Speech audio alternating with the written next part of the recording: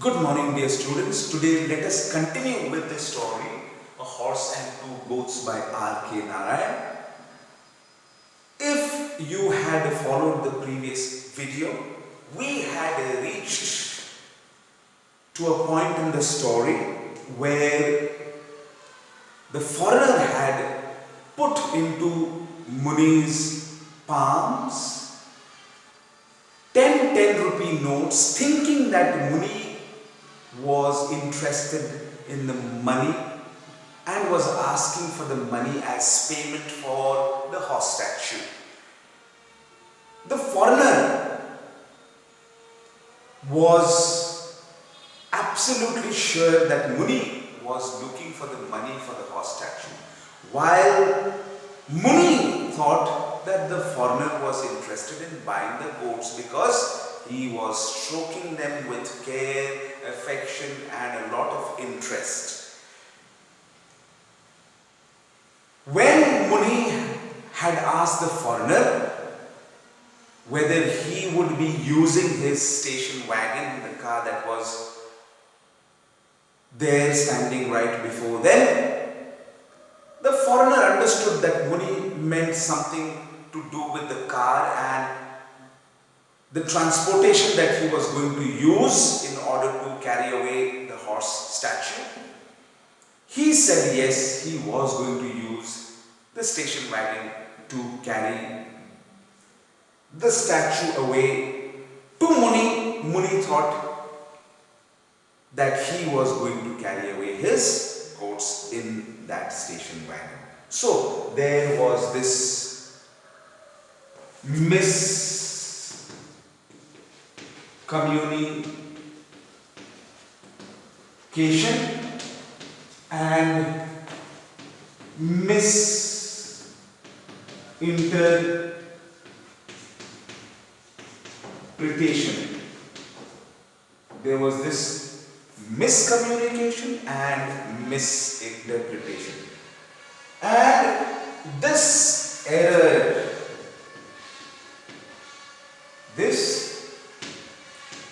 error of miscommunication and misinterpretation caused all the confusion. It caused all the confusion between the two men having come together from two different parts of the world, speaking two different languages and unable to correctly understand what each other was saying, misinterpreted what they were trying to say to each other. Miscommunication because they did not understand what they were trying to tell each other. There was this lot of confusion that was created, and in the end we will understand what exactly this confusion led to. Yes, of course, said the other, understanding the transportation part of it. The old man said, this will be their first ride in a motor car. He was talking about the two goats, that they were going to experience their first ride in a motor car. Carry them off after I get out of sight. And he asked the foreigner to take them away only after he had left the place, so that he would not have to see them being taken away. Otherwise, they will never follow you. Otherwise, he said, the two goats were so attached to him, so fond of him, they would never ever follow the foreigner as they used to follow him. But only me, even if I am traveling on the path to Yamaloka. And he said, if he did not do as he was asking him, take them only after he had left, they would follow not the foreigner, but they would follow Muni, even if he was going to heaven or hell after his death. They would follow him even after his death to the path of Yamaloka, to the land of the dead, where the souls of people are taken after they die. They would follow Muni even after his death. That is what he meant to say. The two goats were so attached and so fond of him. He laughed at his own joke, and this was a joke, so he laughed at his own joke. The foreigner didn't understand any of it. Brought his palms together in a salute, turned around and went off, and was soon out of sight beyond a clump of thicket. So he laughed at his own joke about the goats following him after death to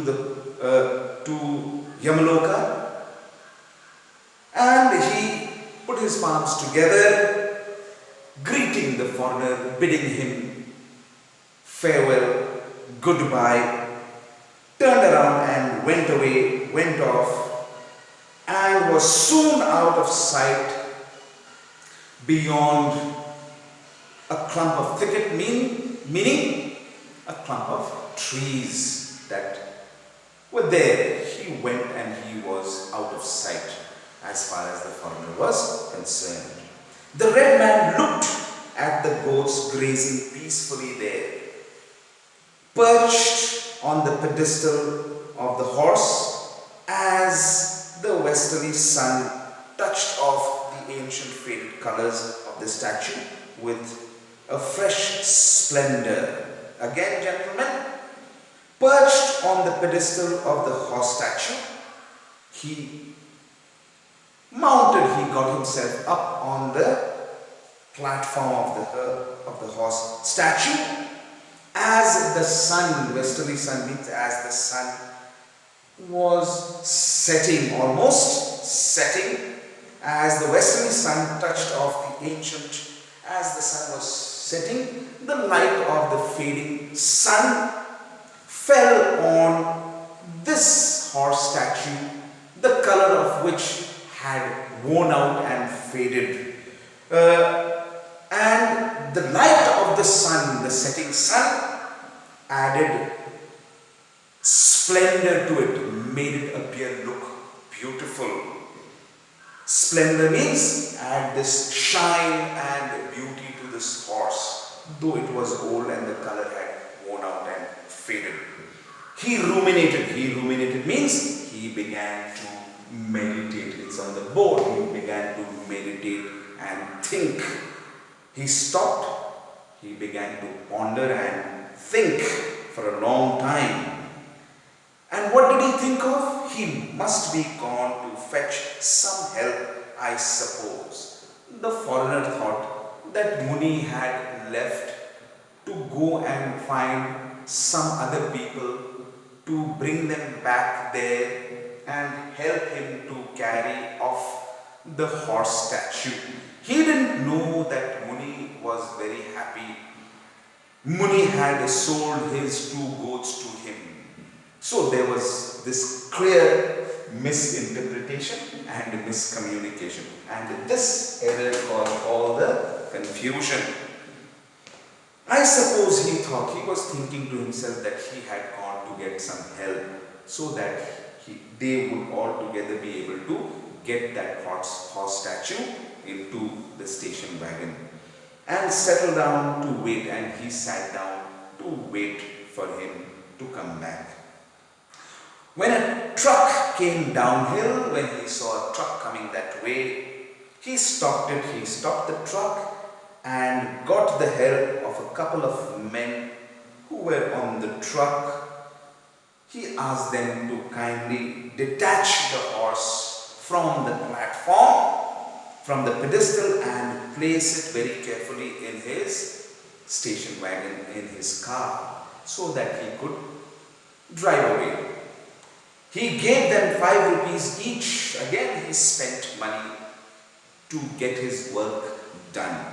Get the horse detached and get it placed in his station wagon. He paid for that work to those people 5 rupees each. And for a further payment, they siphoned off gas from the truck and helped him to start his engine. And he gave them a little more extra money. For what purpose? So that they could siphon.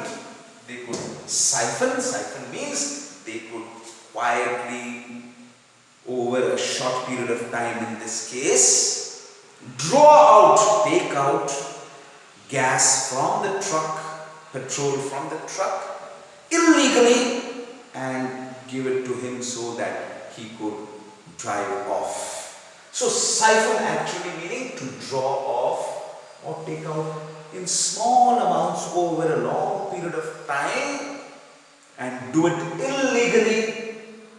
It is a crime in an unfair manner. So they helped him to get gas from the truck to help him get away in his station wagon. Muni hurried homeward with the cash securely tucked away in his waist, in his dhoti, sorry. So he had placed the money very carefully in his dhoti, tucked away at his dhoti, in the folds of his dhoti, around his waist, and he went home.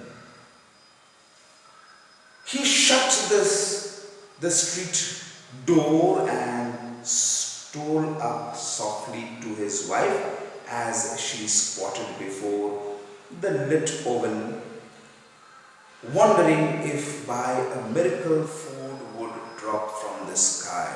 So he shut the door that faced the road, the street, and he went quietly, like as if he were there to steal something, and very softly he sat beside his wife, who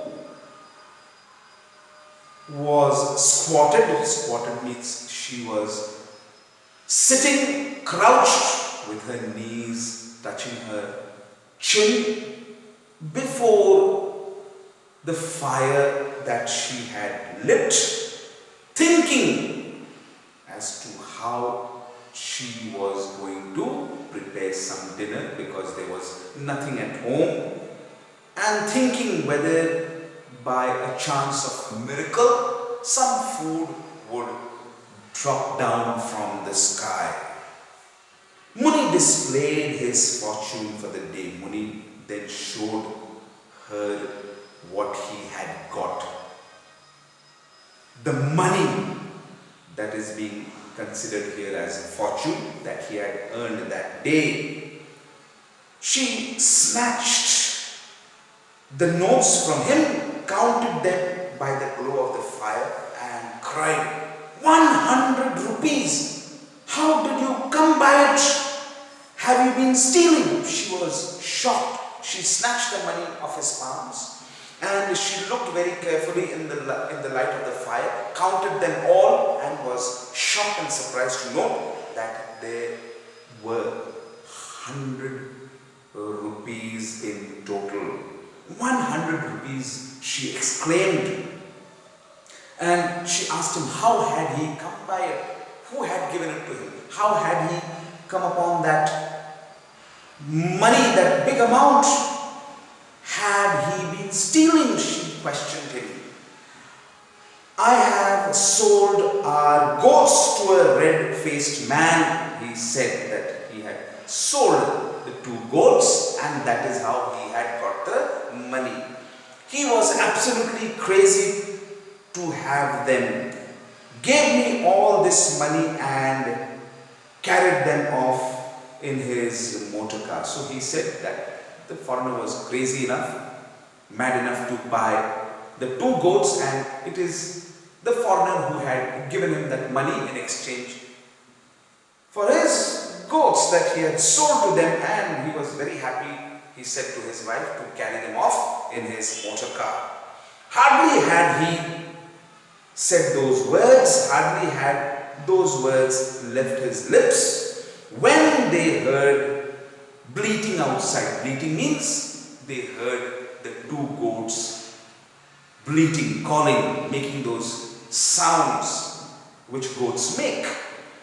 She opened the door and saw the 2 goats at the door. She was surprised because here was Muni telling her that he had sold off the goats and earned that money, and the goats were right before her, so she was shocked.